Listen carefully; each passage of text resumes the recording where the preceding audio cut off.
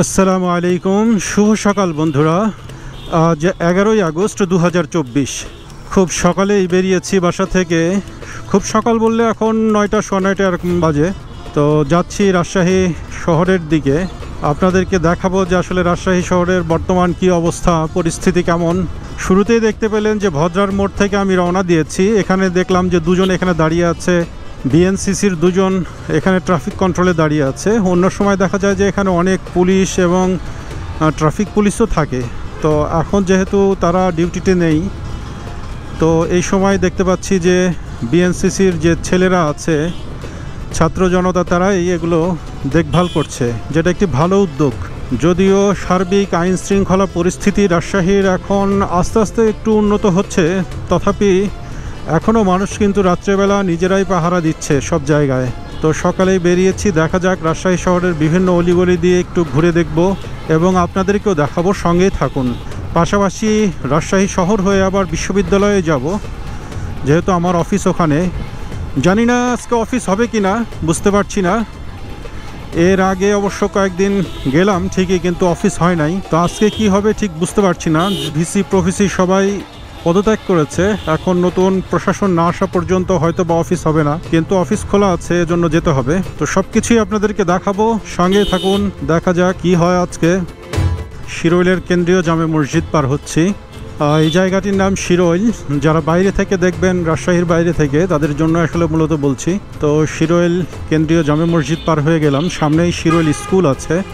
এই যে শিরোইল স্কুল খুলেছে কিনা, এখানে তো অনেক গার্জিয়ান দেখছি।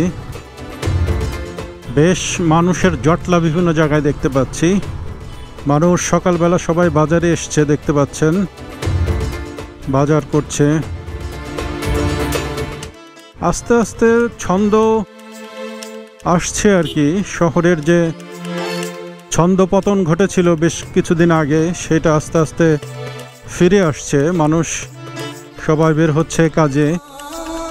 এমনকি সকালে আমি হাঁটাহাঁটি করতে আসলে দেখি যে অনেক মানুষ যারা বিভিন্ন জেলায় কাজে যেত, বিভিন্ন ধরনের শ্রমিক পেশায় যারা ছিল, তারা কিন্তু এখন বের হচ্ছে, তারা কাজে যাচ্ছে। তো সেটা একটা ভালো দিক যে আস্তে আস্তে সব কিছুই হয়তো বা সচল হবে। রানীবাজারের এই এলাকাটাতে বেশ দোকানপাটগুলো সবই খুলছে আস্তে আস্তে, দেখতে পাচ্ছি। বিভিন্ন অলিগলির মধ্যে দিয়ে এগিয়ে যাচ্ছি। উদ্দেশ্য হচ্ছে বাচ্চাদের স্কুলের দিকে একটু যাব, ওদেরকে স্কুলে নামিয়ে দিয়ে তারপরে আমি অফিসে যাব।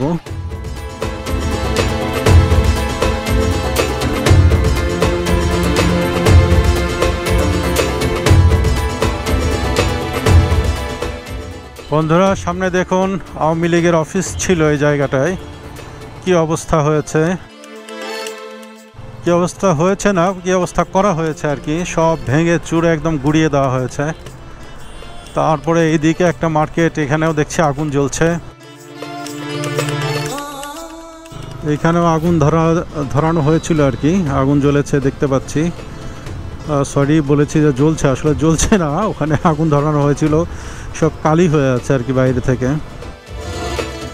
আজকে নতুন হেলমেট পরেছি, সাউন্ড কেমন আসছে অবশ্যই জানাবেন। আমি নিজেও আসলে বুঝতে পারছি না, কোনো টেস্টই করা হয়নি। নতুন হেলমেটে গোপ্রো লাগানো হয়েছে, সাথে মাইক অ্যাডাপ্টার দিয়ে মাইকও লাগিয়েছি। জানি না সাউন্ড কেমন আসছে বা কী অবস্থা, বুঝতে পারছি না। বাসায় গেলে তারপরে বুঝতে পারবো। তো চলুন এখন আমরা চলে যাই বিশ্ববিদ্যালয়ের দিকে। রাজশাহীর আলুপট্টি এলাকা বলে, এই জায়গাটার নাম হচ্ছে আলুপট্টি। আলুপট্টি পার হয়ে আমরা সামনের দিকে এগিয়ে যাচ্ছি।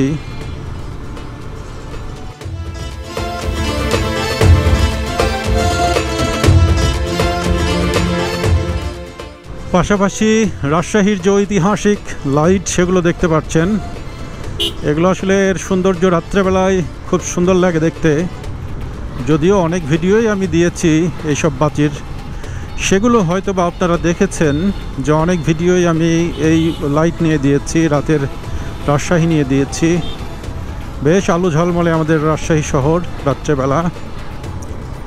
বৃষ্টি পড়ছে 1-2 ফোঁটা করে, জানি না বৃষ্টি চলে আসে কিনা। বৃষ্টি আসলে ভিডিও বন্ধ করতে হবে, কোনো উপায় নেই। ভিডিও করার কোনো উপায় নেই, নাহলে গোপ্রো নষ্ট হয়ে যাবে। আহা, বৃষ্টি চলে আসলো, তাড়াতাড়ি তাড়াতাড়ি যেতে হবে আমাকে। বর্তমান যে সরকার ক্ষমতা নিল, তাদের প্রধান এবং প্রথম প্রায়োরিটি হওয়া উচিত হচ্ছে শান্তি শৃঙ্খলা। দেশের শান্তি শৃঙ্খলা বেশ অনেকটাই ব্যাহত হচ্ছে। সার্বিক পরিস্থিতির উন্নয়ন ঘটানো দরকার। পুলিশ বাহিনীতে যারা আছেন তারা যদি কর্মে ফিরে আসেন, তারা যদি নিয়মিত টহল আগে যেভাবে দিচ্ছিলেন সেভাবে যদি চালু করেন, তাহলে খুব দ্রুতই হয়তো বা শান্তি শৃঙ্খলা ফিরে আসার সম্ভাবনা রয়েছে। তারপরেও বলা যাচ্ছে না কি হবে। আমরা সার্বিক পরিস্থিতি ভালো হওয়ারই আশা করতে পারি, এর বাইরে আসলে আমাদের তেমন কিছু করার নেই। আমরা চলে আসলাম তালাইমারি। এই জায়গাটার নাম হচ্ছে তালাইমারি। এইখানেও দেখছি ছাত্র জনতা সবাই এখানে ট্রাফিক কন্ট্রোলে ব্যস্ত হয়ে আছে, দেখতে পাচ্ছেন। নতুন হেলমেট, গালের দুই পাশ থেকে একদম চেপে বসে আছে, যার কারণে অনেক সময় কথা বলতে জড়তা চলে আসছে। গাল চেপে থাকায় কথা বলতে একটু সমস্যা হচ্ছে, কথা হয়তো কেমন শোনা যাবে বুঝতে পারছি না বাসায় না যাওয়া পর্যন্ত। এই যে রুয়েট গেট, লাস্টের দিকে এই রুয়েট গেট থেকেই ছাত্রদের আন্দোলন অনেক বেশি বেগবান হয়েছিল। এই সেই রুয়েট গেট দেখতে পাচ্ছেন। সামনেই আমরা বিশ্ববিদ্যালয়ের কাজলা গেটে চলে আসব। এই যে দেখতে পাচ্ছেন আমরা কাজলা গেটে চলে আসলাম। এদিক দিয়েই ক্যাম্পাসের মধ্যে প্রবেশ করব। এইদিকে রাজশাহী বিশ্ববিদ্যালয় স্কুল অ্যান্ড কলেজ খুলে গেছে দেখতে পাচ্ছি। অন্যান্য সরকারি স্কুলগুলো এখনও খোলেনি, আমার বাচ্চাদের স্কুল এখনও খোলেনি দেখতে পেলাম। মানে স্কুল খুলেছে, মূলত আসলে ছাত্রছাত্রীরা এখনও ক্লাস শুরু হয়নি। যদিও ক্লাস শুরু করার নির্দেশ রয়েছে, কিন্তু ক্লাস কিন্তু শুরু হয়নি এখনও। ডান দিকে যে ভবনটা দেখতে পাচ্ছেন এটা হচ্ছে জুবেরি ভবন। জুবেরি ভবন দেখতে পাচ্ছেন, তার সামনে মাঠ, আর সামনেই আছে আমাদের সেই ঐতিহাসিক প্যারিস রোড। রাজশাহী বিশ্ববিদ্যালয়ের যে প্যারিস রোড, খুবই বিখ্যাত একটি রোড। এই সেই প্যারিস রোড, বেশ ফাঁকা, ছাত্রছাত্রীদের ভিড় নেই। শুনেছি যে অল্প কিছু ছাত্রছাত্রী আস্তে আস্তে আসছে, হলগুলো খুলে দেওয়া হয়েছে। এইখানে যে ইবলিশ চত্বরের যে পুকুর ঘাট দেখতে পাচ্ছেন। আমি একটু এদিক দিয়ে ঘুরে যাওয়ার চেষ্টা করি।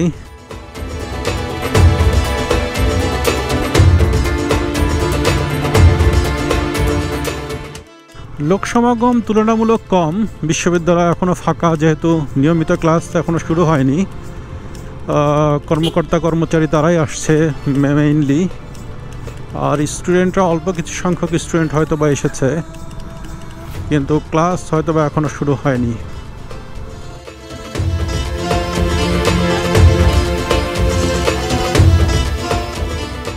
চলে আসলাম অফিসে।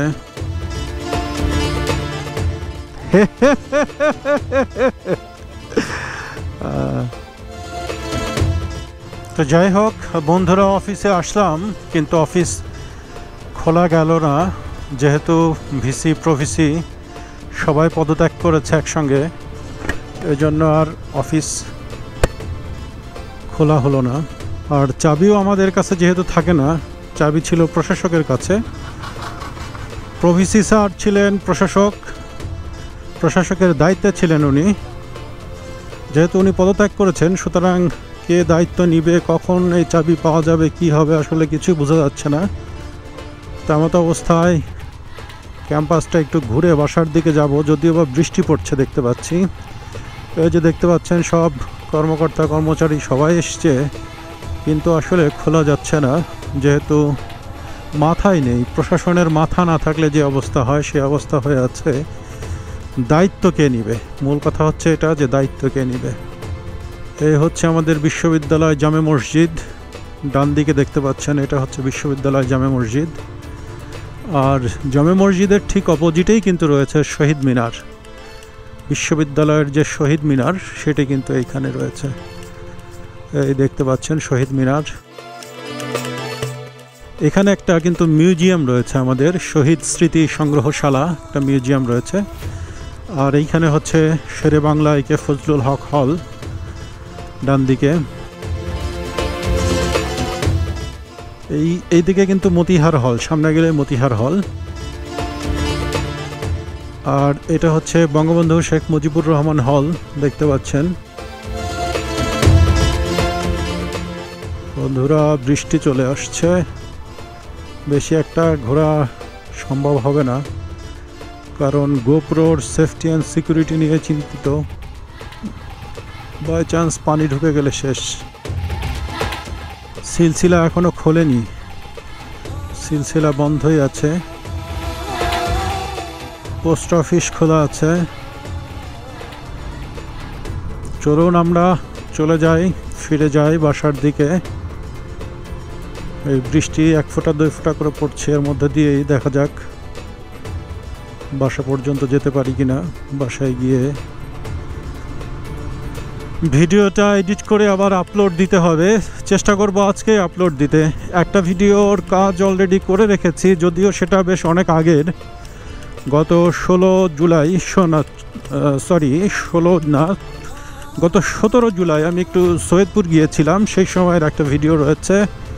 সেই ভিডিওটি এডিট করাই আছে বলতে গেলে অনেকটাই, তো সেটা আপলোড দিব কি দিব না সেগুলো নিয়ে ভাবছি, তো দেখি ওটাও হয়তো দিয়ে দিব। আর আজকে যেটা করছি এটাও আপলোড দেওয়ার চেষ্টা করব।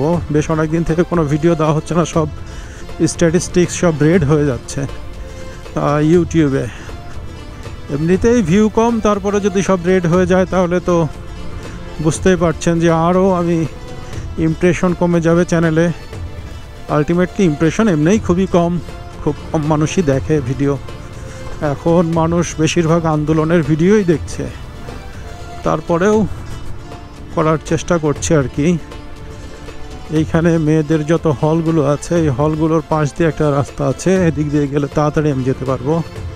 এগুলো দেখতে পাচ্ছেন ছাত্রীদের হল, সব ওপেন হয়ে গেছে এগুলো। ডান দিকে কর্নারে তাপসী রাবেয়া, বাম দিকে বেগম রোকেয়া, ওইদিকে খালেদা জিয়া ছেড়ে আসলাম, মুন্নজান, খালেদা জিয়া, ওগুলো সব ছেড়ে আসলাম। কোণার মধ্যে রয়েছে বঙ্গমাতা শেখ ফজিলাতুন্নেসা মুজিব হল, এইটা হচ্ছে রোকেয়া হল। এগুলো সব পার হয়ে কোণা দিয়ে একটা রাস্তা চলে গেছে, সেই রাস্তা দিয়ে যাব।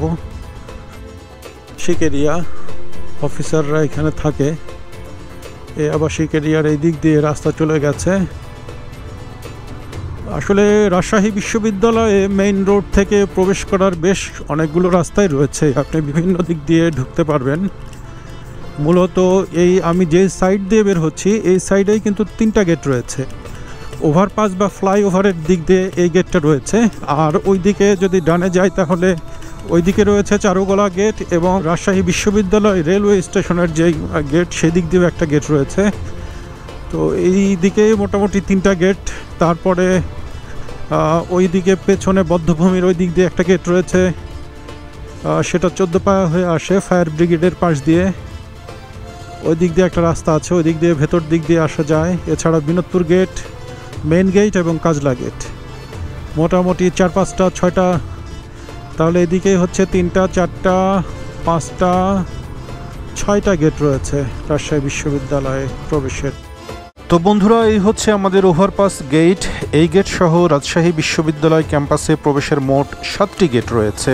তো বন্ধুরা সামনেই আমার বাসা। আমি আজকের দিনের রাজশাহী শহরের একাংশ ও বিশ্ববিদ্যালয়ের হালচাল দেখানোর চেষ্টা করলাম।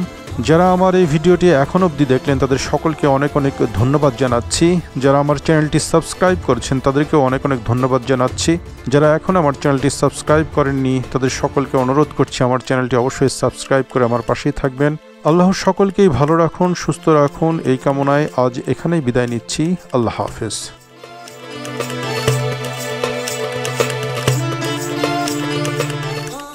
খুব ওয়েট করছি বাসায় গিয়ে কখন এগুলো আসলে চেক করে দেখতে পারবো যে কেমন আসলো ফুটেজ, বুঝতে পারছি না। নতুন হেলমেটে একদম প্রথম দিন আজকে গোপ্রো, আজকে প্রথম দিন বললে ভুল হবে, এর আগে একদিন করেছি যদিও সেগুলো খুব একটা ভালো হয় নাই। ওই জন্য ওই ভিডিওগুলো আর আপলোড দেওয়া হয়নি। আজকে দেখি যদি ভালো হয় তাহলে এটা আপলোড দিব। সাউন্ড এবং ভিডিও কোয়ালিটি এভরিথিং যদি ঠিকঠাক থাকে, যদিও আজকে বেশ ভালো কোয়ালিটি দিয়ে এই ভিডিও করার চেষ্টা করছি, দেখা যাক কী হয় শেষ পর্যন্ত। আমরা পদ্মাবাসিকের একদম পেছন দিয়ে আসলাম যাতে রাস্তা একটু কম হয়, এই দিক দিয়ে আমাকে যেতে হবে। রাস্তা বাঁচাচ্ছি, মূলত ফুয়েল খরচও বাঁচানোর চেষ্টা চলছে।